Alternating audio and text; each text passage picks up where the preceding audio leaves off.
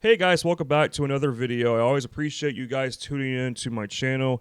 First things first, I got two things to mention before we get into today's topic. First off, expect a big time video to drop next Wednesday on April 3rd at 9 a.m. Eastern Daylight Time or 6 a.m. Pacific Daylight Time. I sound like one of those commercials, but now for real though, do expect the biggest video I've ever have made to date next Wednesday, April 3rd at 9 a.m. Eastern Daylight Time. That's all I'm going to say about it. You guys will see what it is when it drops. I have been working hard on it for the last several months. Now, second off, over the next couple months, through the course of going into summer this year, I will be doing a series of videos talking about some bigger weather anniversaries that are coming up. Some of these will include this one I'm talking about, May 3rd, 1999, Terrible Tuesday from 1979. I'm also going to do a several-part series describing more in depth about my Ball State Storm Chase trip that I went on with Ball State University in May 2019. That was incredible. That was a tremendous immersive learning experience, and so on and so forth. So stay tuned for those videos down the line. Be sure to subscribe if you are new, and also ring the bell so you can keep being updated with new stuff and content coming out. All right, let's get into today's video. Today we're going to be talking about an event that happened 30 years ago today, one that really kind of feels a little more personal to me just because of like who I am personally, especially when it comes to faith. It's Palm Sunday, 1994. Very unthinkable tragedy happened on this day 3 decades ago. It's kind of hard to believe this was that long ago in 1994. This is the tornado that you're seeing here that caused the most amount of fatalities on that day. It struck a church named Goshen United Methodist Church. We'll talk more on that. I'll talk more on that as we go throughout this video. So this was rated F4. I will be in these videos too, by the way. If it's before 2007, I will be saying the F scale. That was the old Fujita scale used to rate tornadoes. Of course, now we're in the EF scale, the enhanced Fujita, which was implemented in February of 2007. So we had a plethora of tornadoes on this day. Wikipedia lists 29, Tornado Archive lists 28. Several long-tracked, intense to violent tornadoes occurred from basically from eastern Alabama through Piedmont to north of Atlanta, close to Dawsonville, Georgia. We had multiple F3s actually, even some that were on the ground potentially at the same time. I don't know if that's true or not. It's been a while since I read about this event years ago. There was one supercell, the supercell that produced the Piedmont tornado, which is this tornado here that we're going to really focus on today. Actually the supercell itself tracked for 200 miles going into South Carolina. So this is just a quick overview to look at for the tornadoes on this day. We'll kind of run them down a little bit on Wikipedia.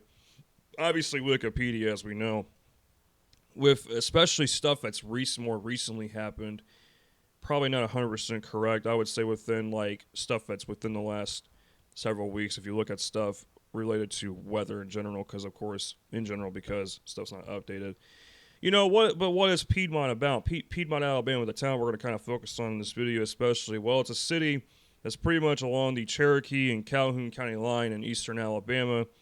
Population about 44 to 4,700 according to the 2020 census. It's included in the Anniston-Oxford metropolitan statistical area. It's about an hour and a half west of Atlanta via U.S. Highway 278, about an hour and a half northeast of Birmingham, so kind of in between two major cities, of course. About 20 minutes north of Anniston, Alabama, via Alabama Highway 21, and about 25 minutes east of Gadsden. So, yeah, Piedmont, smaller southeastern U.S. city, of course. Of course, with these smaller communities, usually they're more tight-knit, of course, as well. Not a lot of square mileage with the area. Total land about 10 square miles, of course.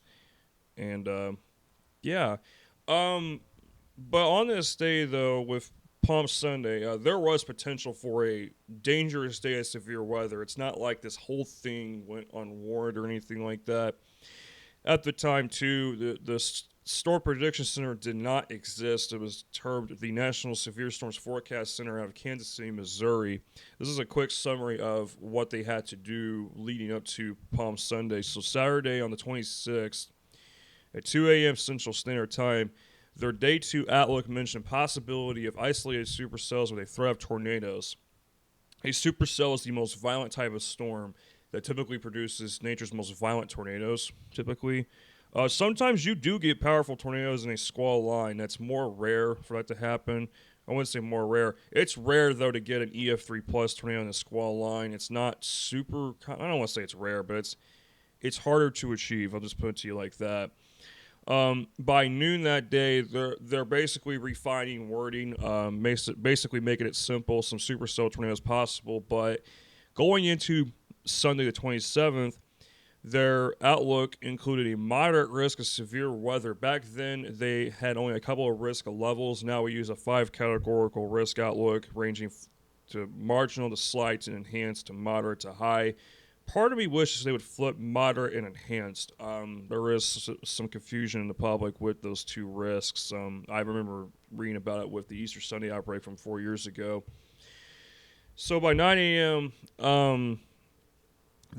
by this point, the Storm Prediction Center is basically having to upgrade to high. I don't know. I'm actually surprised. Oh, here we go. Never mind. I'm getting a little bit ahead of myself here. So moderate risk, there is the primary threat is damaging winds. However, tornadoes are also possible. By 9 a.m., their language was changing substantially with that.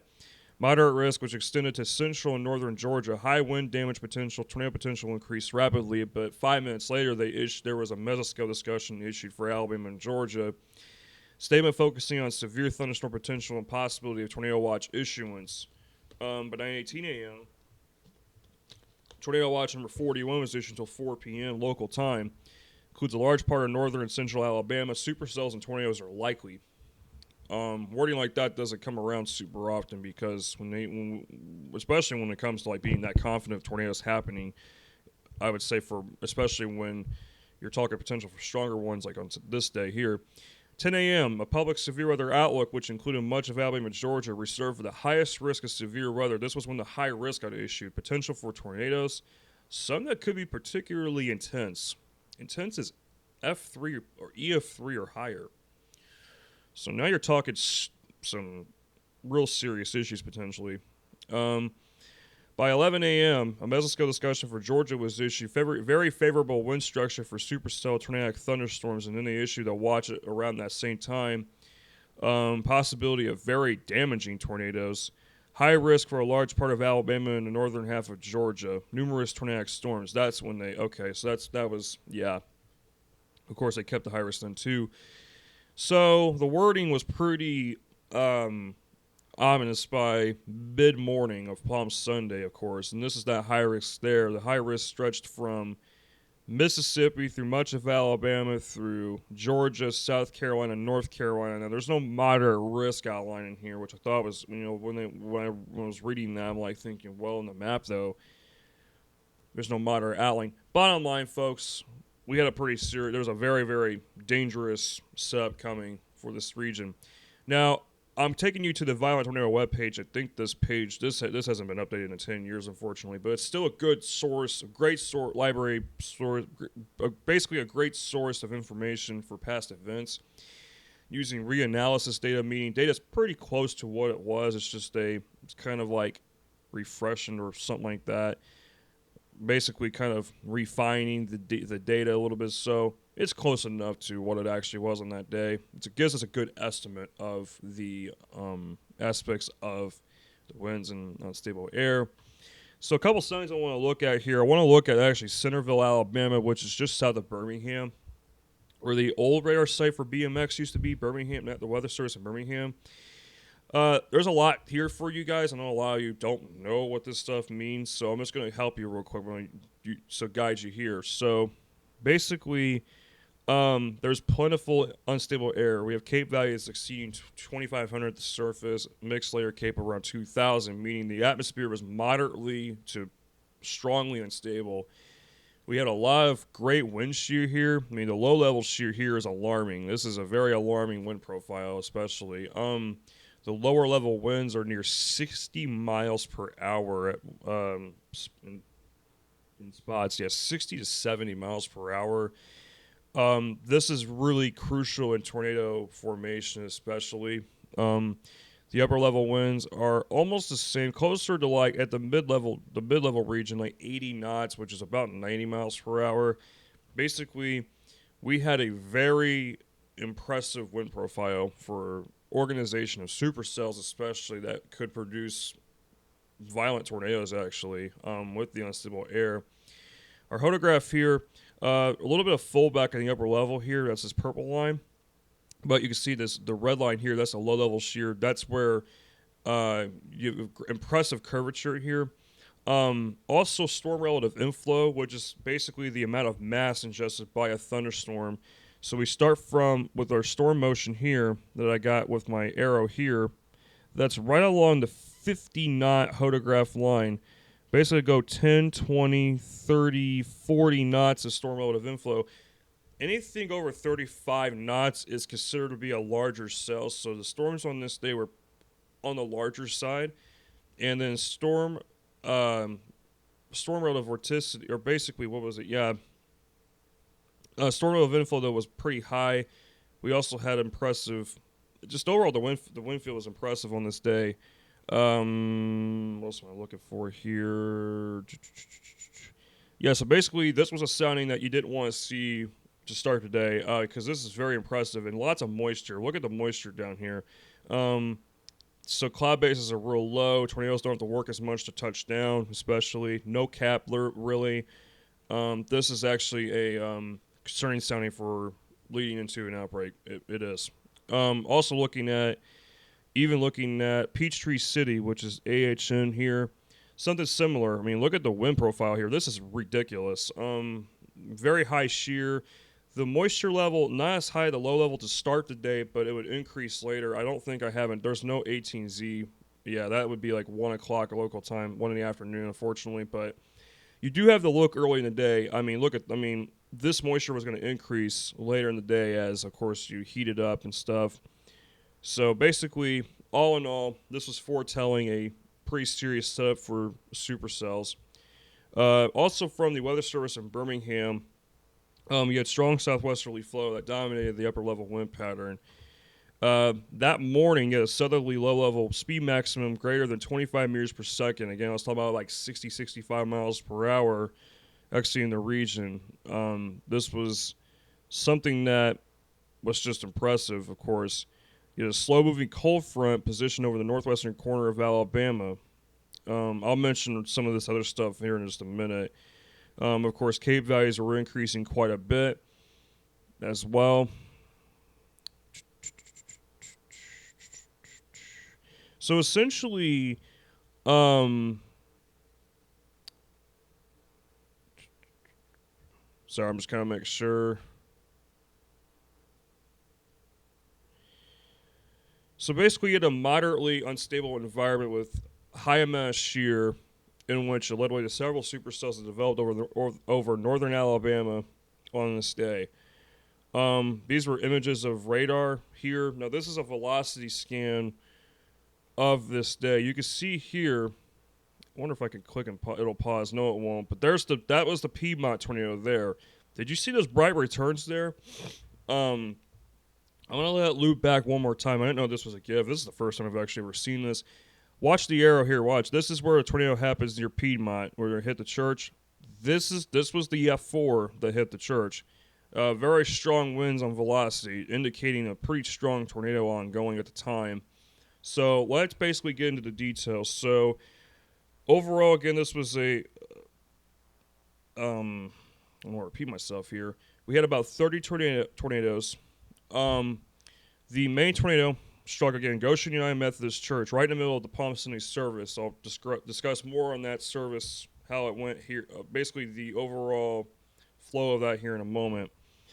Collapsing the roof of the congregation. 20 people in the church were killed. There were 142, according to my knowledge, 142 people inside, which is about as many as it could be filled with. Unfortunately, the Reverend Kelly Quinn, her daughter, died in this tornado. Unfortunately, she didn't know about that immediately, but 2 other houses of worship were also destroyed mid-service. The supercell that formed this tornado, of course, traveled for 200 miles. By the morning of March 27th, it was apparent very strong, potent air masses set up over the Gulf states as well.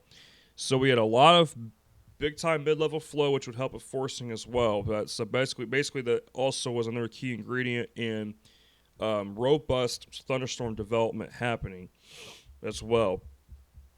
So you had surface temperatures in the low 70s with dew points that were in the upper 60s to low 70s. We saw that low 70 dew point at the Centerville Sounding in Alabama.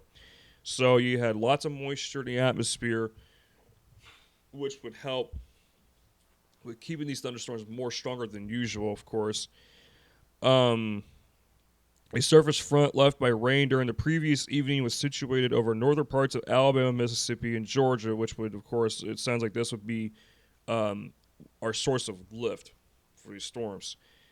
By 9 a.m., storms and severe weather were not only occurring along the boundary set by the rain from the previous evening, but further to the south as well. At 9:18, of course, tornado watch was issued. Storms then rapidly intensified. Tornado warnings were being issued by Birmingham and Huntsville Weather Service offices before 11 a.m. local time. Both the deadly F4 tornado that struck the Goshen United Methodist Church and the Marshall County F2 tornado formed at about this time. This is a PDS tornado watch, of course, was issued for all in northern Georgia. This is a particularly dangerous situation with the possibility of very damaging tornadoes. Also, large hail, dangerous lightning, and damaging thunderstorm winds can be expected. Severe storms and tornadoes tracked into the northern Georgia region by about 12:42 Eastern Standard Time, and tornadoes continue to track across northern Georgia, of course. So, yeah, lots of spin in the atmosphere, as I was mentioning. The energy helicity index, the EHI index is energy helicity index, basically. There's a lot going on here on this, so that's why obviously I won't be talking about that. The EHI value of 8.49. Now, this is worth mentioning, especially for those who understand this stuff. This is strongly supportive of tornadic thunderstorms, and based on the soundings, of course, that's why they issued a high risk. So basically, there was some troubling signs, of course. You had a lot of storm relative helicity of over 500. Now, in layman's terms, that is bad. That's bad. You don't want that. If you have something like this with an unstable environment, again, violent tornadoes are possible in that kind of environment. The 4s and 5s I'm talking about. So basically, noting the presence of a shortwave trough that was tracking into Mississippi and Louisiana as well as rapidly following pressures in advance of a frontal boundary, the SBC would issue a tornado watch for eastern Louisiana and central Mississippi as well, but there were no reported tornadoes in that region, of course.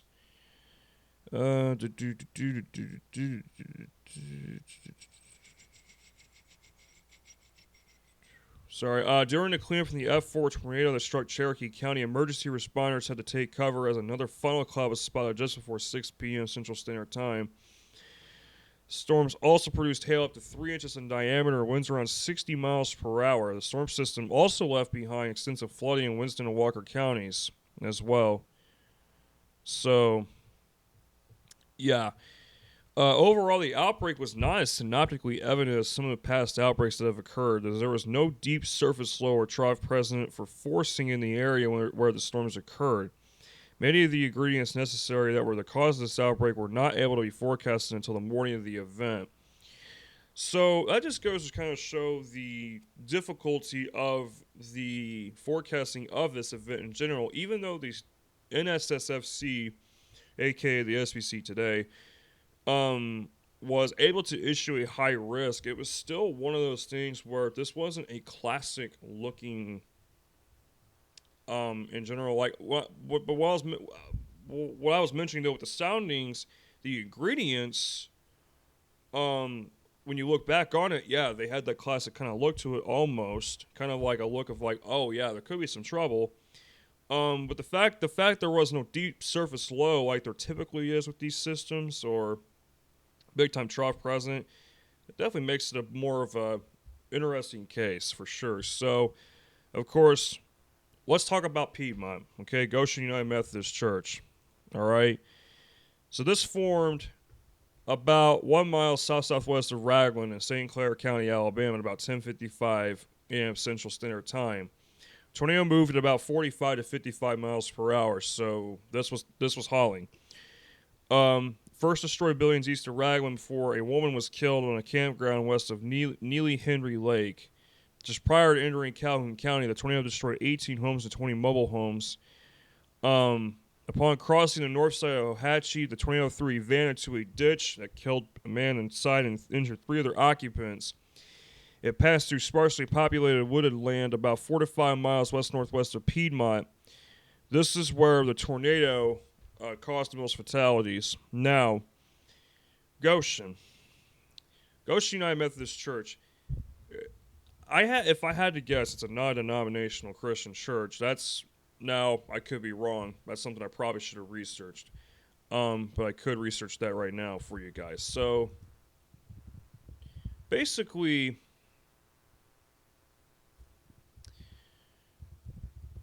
the pastor, Kelly Clem, she joined in 1990, okay? And essentially, she, of course, they all eventually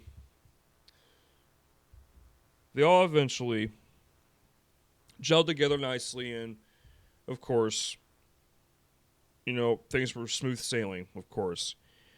But on this particular day, of course, with Palm Sunday, they had an Easter drama that was set to happen, okay? And it had rained a little bit. It looked like it was going to rain, she said, so they were kind of helping welcome people in. Now, of course, the details that I'm mentioning about were talked about in the 10-year anniversary video that was produced by ABC 3340, so I'm going to take some stuff from there and talk about it with you guys here. So basically, they welcomed some people in, a bunch of people in. The kids were waving palm branches and stuff. And so there were some songs, of course, as well. The person who had played Jesus was set to come out at a certain point, of course. He was wearing a real crown of thorns on his head. She said, Reverend Kelly Clem came out, or should I say not came out, she had said the power went out. Power had went out. Her husband, Dale, had went with a campus ministry group to Oklahoma. Of course, he had some people he was associated with Jacksonville State University. They were committed to doing mission and service. Now, they had frequently went to D.C. They even went to Miami once, but this time they wanted to learn more about Native Americans, so they went to Oklahoma. I'm assuming they were near Tulsa, because Tulsa area is near there. That's where the Indian reservation kind of is, basically. And so, not kind of like it is. I want to say kind of like a lot. But they had not a lot of great cell service, and so he's out there, and then Pastor Clem, she's of course dealing with the entire Easter drama, and of course everything's going fine. But then of course the power goes out, as I was mentioning. The guy who was playing Jesus, he was waiting to come out, and he had sang his first solo actually with the church. He had not been with the church very long up to that point. She said she believes the power came back on briefly, but then went back out. So, one of the witnesses who was interviewed during that video, he had described the sky as basically turning pitch dark. And all of a sudden, as the power basically was flickering on and off, by that point, a window shatters all of a sudden in the sanctuary, basically, and people are freaking out instantly, of course, because obviously you don't know what's happening. So people are starting to scatter. People are holding hands. People don't know where to go. They don't know what's happening. One of the guys who had said that it sounded like a train was coming. A train was straight up coming. And basically he instinctively yelled, "Everyone get down. Everyone get down now." And then he can kind of see the tornado basically coming right up on the church, basically. It's a big tornado as imaged there on your screen. And he could see cars flying overhead, basically. And also his sister could see the tornado as well. So basically you could see the tornado as it's basically on top of them. They could as it was on top of them. and it happened really quickly. Pastor Clem said she was hit on the head. She said it hurt really bad. She didn't get knocked out, though. She wasn't, but she did come to her senses basically right after the tornado swiped through the church, basically. Before you know it, it moved away. It kept roaring off to the northeast towards the Alabama-Georgia state line. So she said she believed that she never blacked out because she was one of the first people, that stood. I was standing after the tornado. She described it as a battlefield that was basically bestowed upon her. I will say, I forgot to mention, right before the tornado struck the church, she had said that, it's interesting, she said this, she described like the drama that was unfolding inside the church was being helped by what was happening outside, not realizing it was a weather problem, a very dangerous weather problem. Basically, they were so focused on, of course, moving towards the crucifixion of Christ. So when she comes to, she's one of the first ones standing, and the roof of the church had actually came down on top of people, so people are buried under feet of rubble. Unfortunately, part of the roof's down on top of people. People are buried under pews and stuff. So, just she's first wondering where's her daughter at. She gotta make sure her kids are okay. She comes upon her daughter. She was just talking to her, basically telling her that everything be okay, and then a rescue worker came and took her away. Officers were the first ones on the scene of the devastation. She was amazed at how quick they responded, but I mean, it is great though that they had arrived quickly, of course. But still, either which way, it was a really tough situation because of how many people were trapped under the rubble. And of course, some people were able to like dig out of the rubble as well. She was just the pastor, she basically just sent a one-word prayer, help, and then she just went about and tried to do her thing and did what she could. She could not lift one of her arms, I'll tell you that. She was severely hurt. And yeah, from that point on, it was a matter of, again, just trying to find out. You couldn't tell if people were living or potentially dead, of course, below you. Not trying to step on people was a struggle, especially because of the scattered nature of all the destruction in front of you, basically, in front of the people who were trying to get out, were able to get out, easier than others. So basically, at some point over the next couple of hours, she would contact Dale in Oklahoma, and this was when she had found out her daughter had died, basically. She didn't know at the time that her daughter actually had already been killed. When she went up to her at the time, I believe from what I am assuming, she was already gone, unfortunately. But she didn't know that. She was just kind of thinking she's going to get help, she's going to the hospital. No, she had already actually passed away at that point, unfortunately. But she didn't know officially until a couple hours later. And then they were able to contact him in Oklahoma to tell them that their daughter passed. 20 people in the church were killed. Of the 22 that died from this tornado, 10 of the deaths were children. I mean, it's just really sad because, especially when you're talking to church, a house of God, essentially. And I know there's going to be some people there like, well, why would God let this happen, blah, blah, blah. I got something interesting for you guys here, and I'm going to do it. I'm not afraid to do this. So there was a post I saw earlier this morning from James Spann, who's the chief meteorologist at ABC 3340 in Birmingham, Alabama. He went to the 30-year remembrance service out in Piedmont this past Sunday, Palm Sunday. And what it was interesting was they had done a sermon basically, and it was basically like entitled "Where Was God?" And there were two lines of verses on the screen to kind of look at. So I figured I'd go ahead and kind of investigate this as well. So At this point, if this isn't your stuff, if you turn this video off, it's not my loss. So, if you are curious, stick with me. This is the book of Job, okay?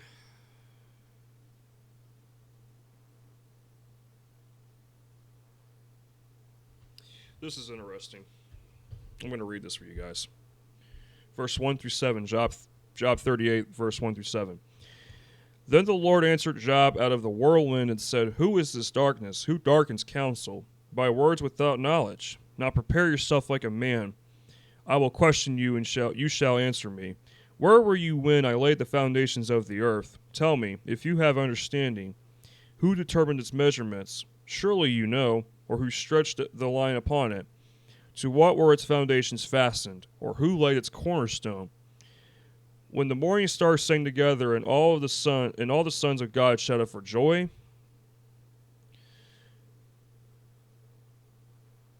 Basically, here at the top of the book, it says, basically saying God shows Job's ignorance. Now, this is interesting, okay? What the line that stands out to me the most in here is verse 3 and 4. To prepare yourself like a man. Essentially,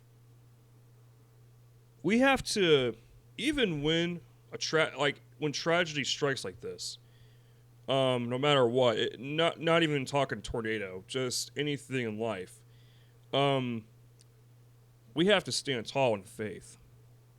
And to me, when it comes to stuff like that, that is something of a shot from Satan himself, in my opinion, because the devil tries so much harder and harder each and every year to try and take away the word of Jesus. But to me, personally, Satan is just a fool. I don't think that there could be any devil-like thing that could take anything away from the power of Christ himself, okay? Where were you when I laid the foundations of the earth? Tell me if you have understanding. You know, if that doesn't explain it, I don't know what does.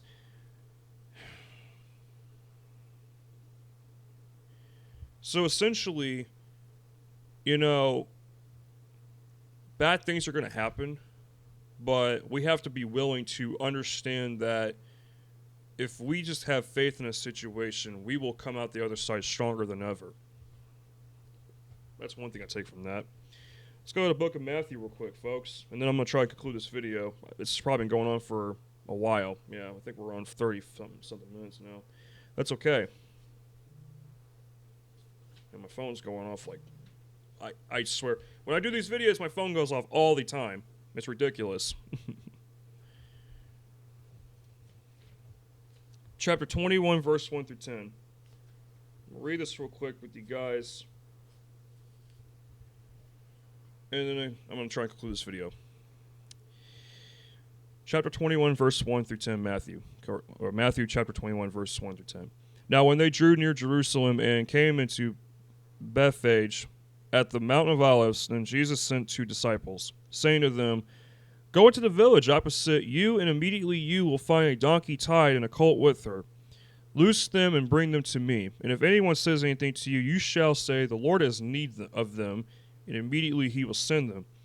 All this was done that it might be fulfilled, which was spoken by the prophet, saying, Tell the daughter of Zion, Behold, your king is coming to you, lowly and sitting on a donkey, a colt, the foal of a donkey.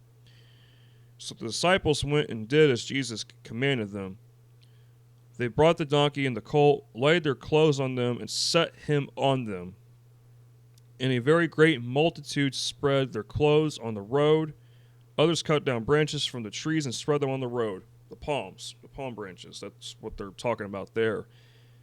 Only minutes later to crucify him. To basically nail him on the cross.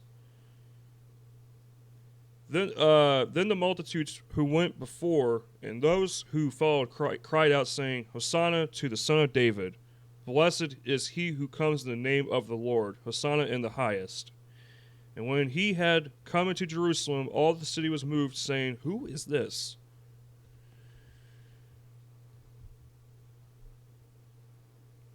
Basically, that was more within, of course, Palm Sunday, obviously. That first part, though, was more in relation to, I think, the tornado, when he mentioned whirlwind. Yeah, so essentially, folks, listen. There is no devil that could take anything away, in my mind, from the power of faith. And this is not me saying, I'm not trying to project onto you, like, say, hey, you should do this.